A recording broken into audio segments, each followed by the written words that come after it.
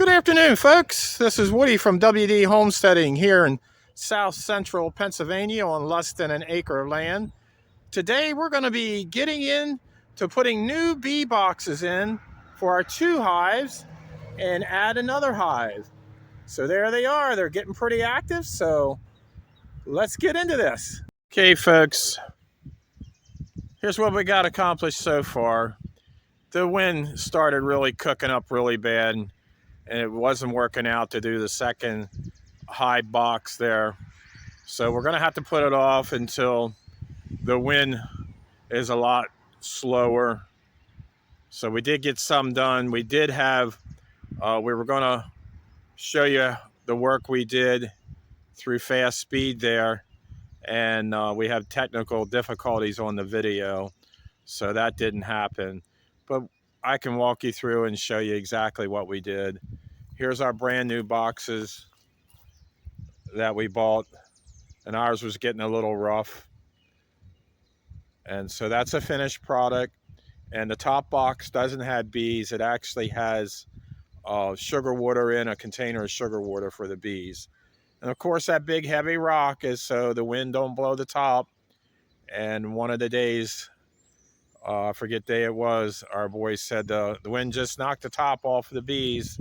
So we had to come down and put the top back on. So, but they're very active.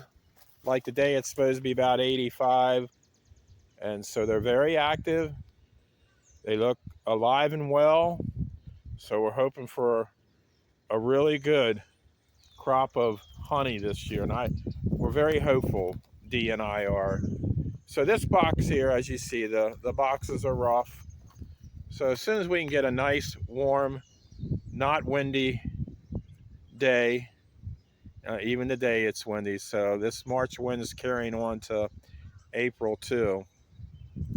So we'll restore this just like the other one. And you see again, they're very active here. So it's definitely not something you want to do without a bee suit. That's for sure.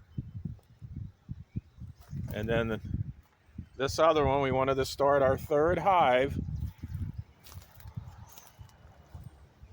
And then all new material on the 3rd hive. We still have some new boxes downstairs. We're going to add a box or 2. And I'd like to show you what it looks like inside. Let me remove this rock here and put it on the other one.